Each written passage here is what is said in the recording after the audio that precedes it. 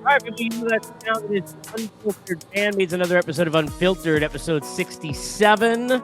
You can join the Unfiltered Revolution at Casey Stern on Twitter. Jump in the bio, get on the YouTube channel. And, of course, if you're listening on Apple and Spotify, and welcome on all the places where the podcasts are. And thank you, Unfiltered Band, as I welcome in longtime friend, former teammate, and among other things, the voice of your surging Bo Bichette's, which we'll get into here on the show, my guy, Buck Martinez. First of all, most importantly, so good to see you, man. So good, and so good to see you doing what you love to do.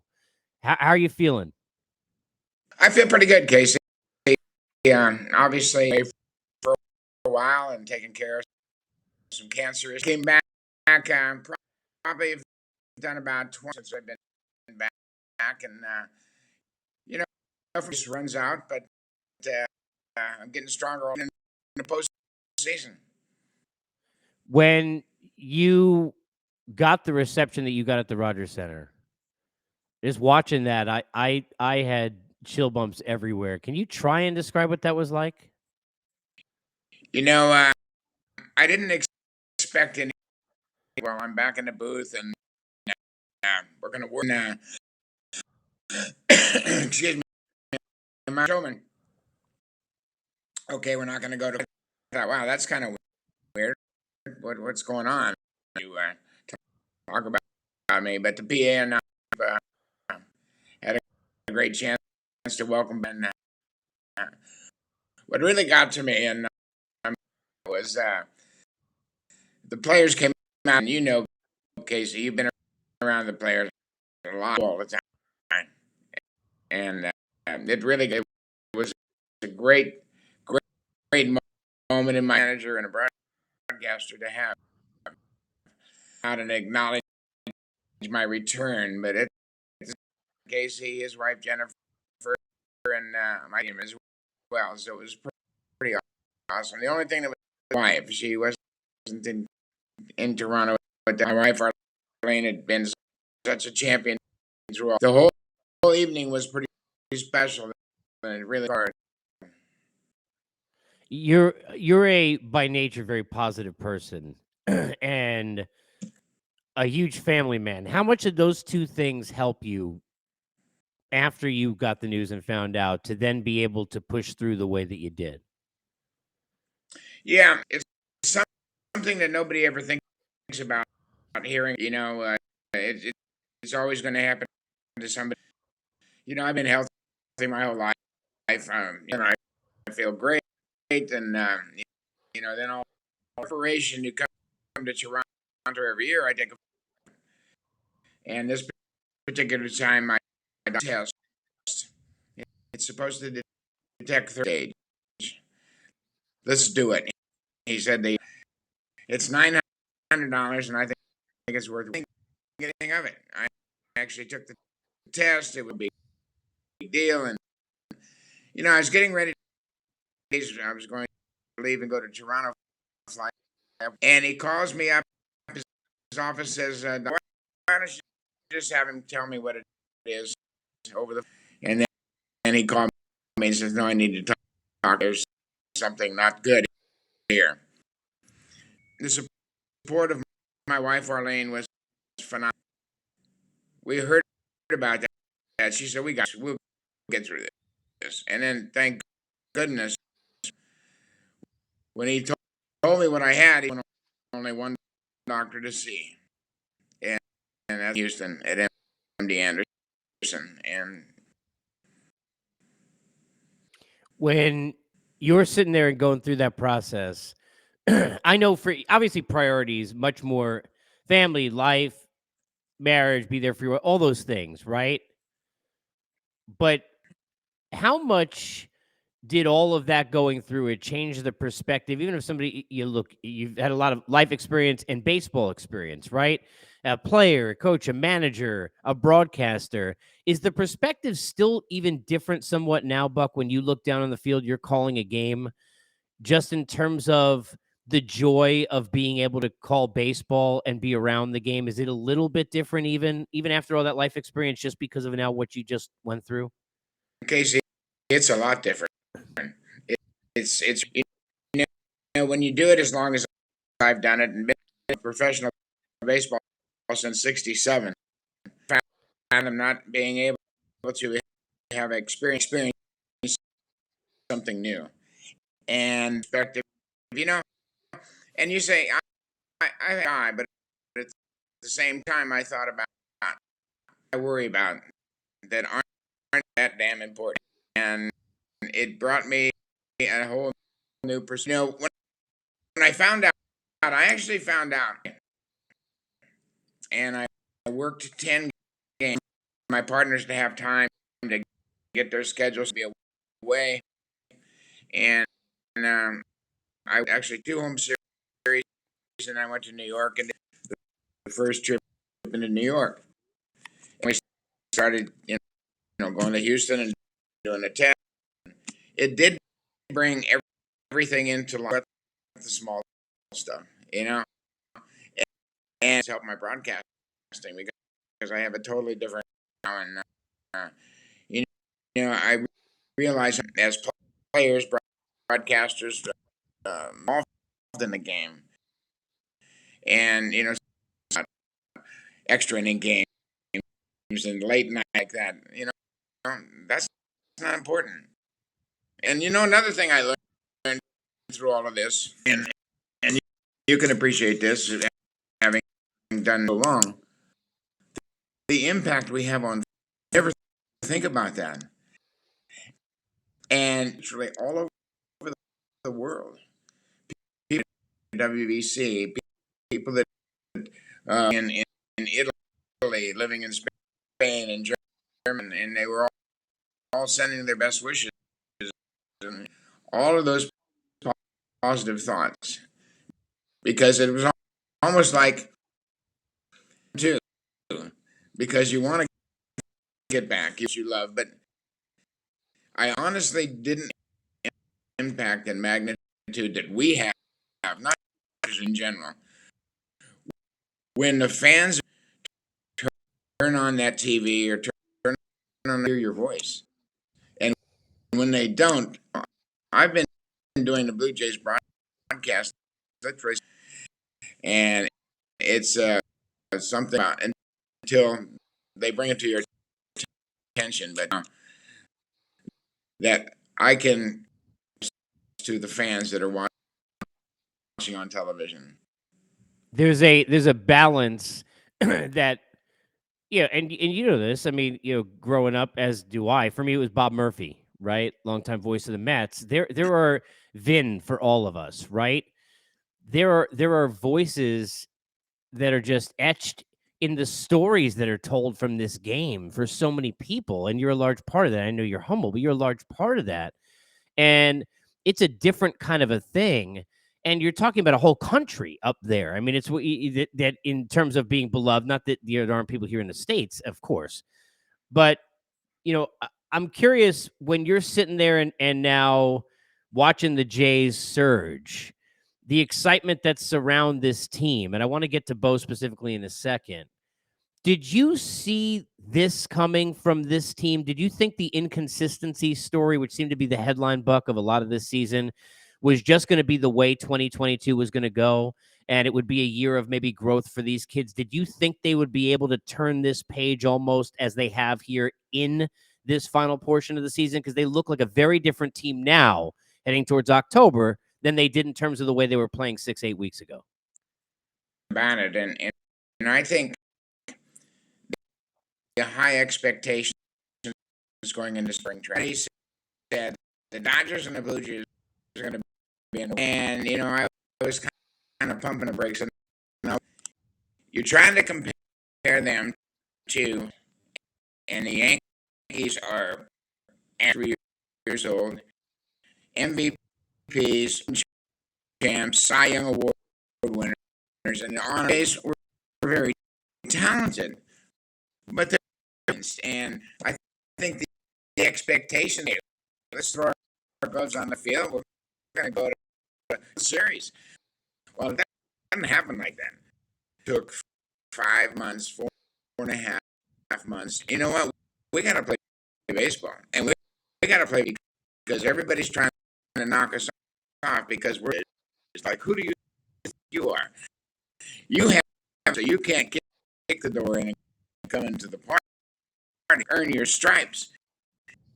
And now they're starting, especially Bo. Bo's 24, Vladdy's 23. Them to trade Turner or Dansby Lindor.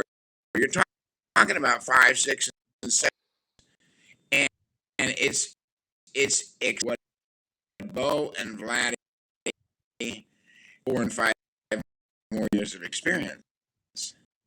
Pretty interesting and pretty exciting because and you know they didn't have the start coming off the year he had last year.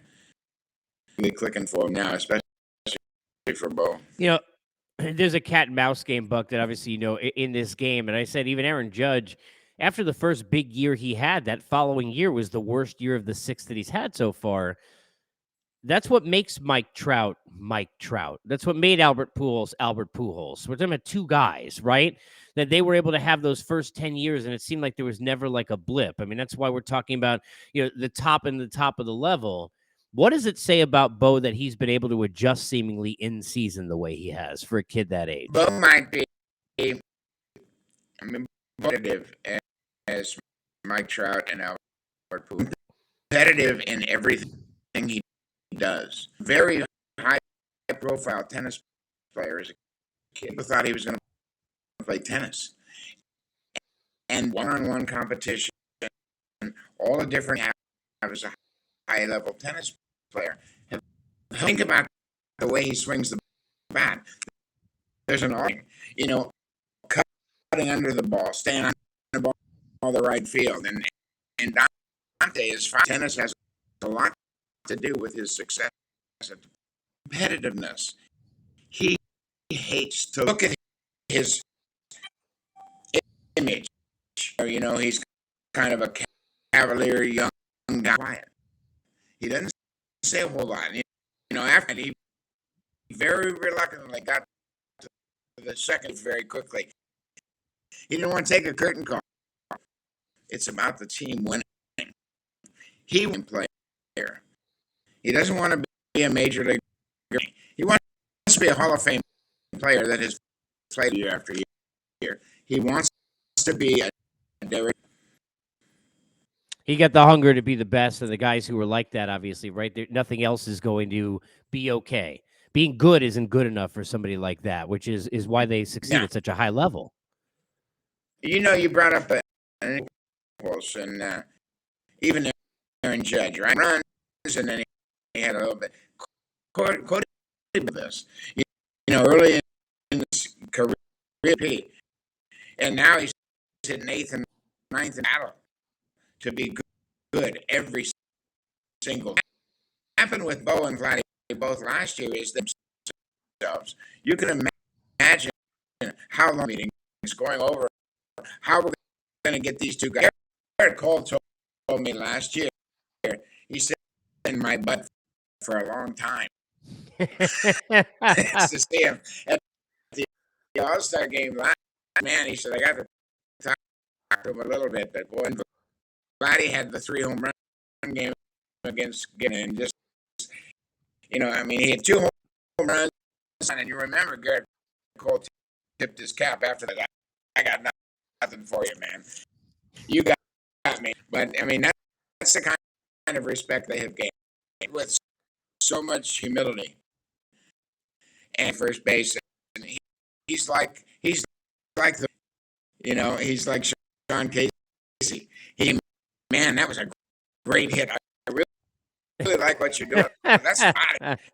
And that's what he loves to do the same way. Bo loves to compete. But Vladdy, but these two guys, they're the young grown up together. I think Vladdy respect for Bo, and Bo can tell things. It wasn't long ago that Bo made a throw, a routine, scooped it, and when he grabbed it, and Bo came back and he said, "Let me ask you something." And Vladdy said, "Yes." He's about it. it. He just wanted attention. It was just an error, but he was focused in it. And once both brought it up again. But that's the kind of relation on each other, and they can love each great performances, but they're going to keep. We've got a lot of new rule changes that are coming. I want to leave that on the table for now because the one that I wanted to talk to you about that needs to happen is I'm really curious your take as a catcher watching the situation ever since the Cousins Posey play and the change that the league made, which people forget they made on the fly about 2 weeks into spring training. You didn't even have a full spring training.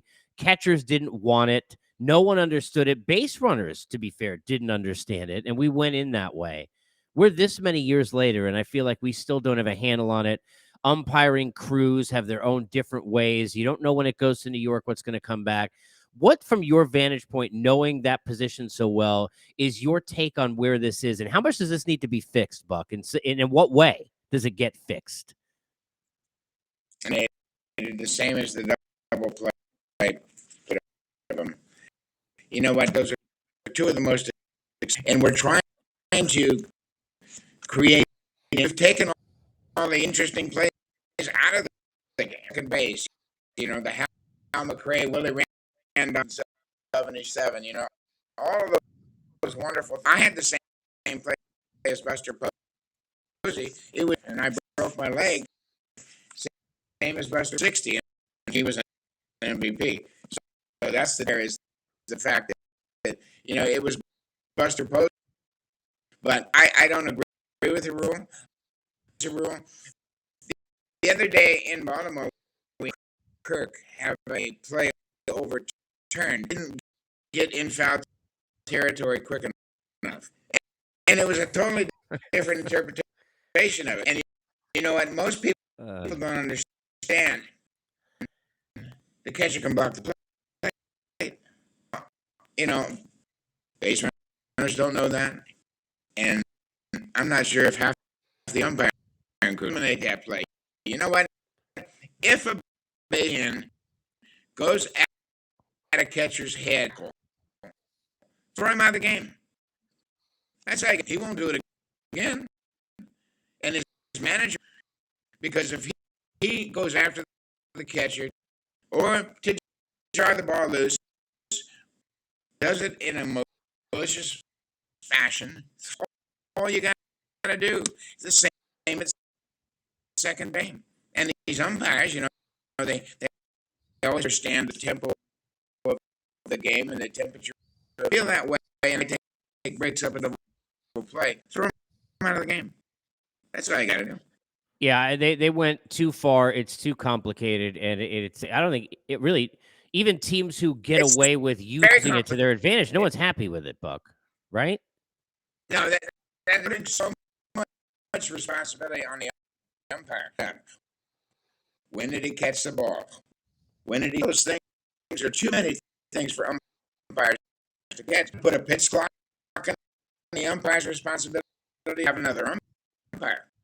There's going to have to be 5.5 to watch the clock and give the umpire exceeded the time limit. But it's really a shame, and it should be if it makes a tag play at second base off the base because of his momentum. The throw beats the runner. The runner beats the throw. He's safe, and because he's running full speed to second base, it's not an issue. You shouldn't be able to hold that tag off by a millimeter and be called. I love talking baseball with you. Most importantly, I love seeing you happy and healthy. It's the most important thing. You know, I love you. I appreciate this, man, especially early in the morning. I mean, geez, because like I'm not a morning person. I mean, so I appreciate you doing this. Hey, Well, and you had a doubleheader. You have doubleheader. Was that yesterday or was it 2 days ago? You guys just had a doubleheader 2 days ago. So you got a day game, you know. The Rays and Jays play, so it's been a tough schedule on them. Well, listen, man, I love seeing you. Be well, and we'll do this again soon. And I think you got a chance to see a lot of postseason baseball with that team. They're going to be dangerous. They're going to be very dangerous. So I hope See, you get a lot of it's October, it's man. it's going to be fun. As and I have had a chance to talk baseball. Then, I appreciate you, buddy. Be well. all right. All right, Thank you. there he is, Buck Martinez. You can get on the Unfiltered Revolution at Casey Stern. Jump to the Twitter bio, get on the YouTube channel and more, and we'll see you next time on Unfiltered.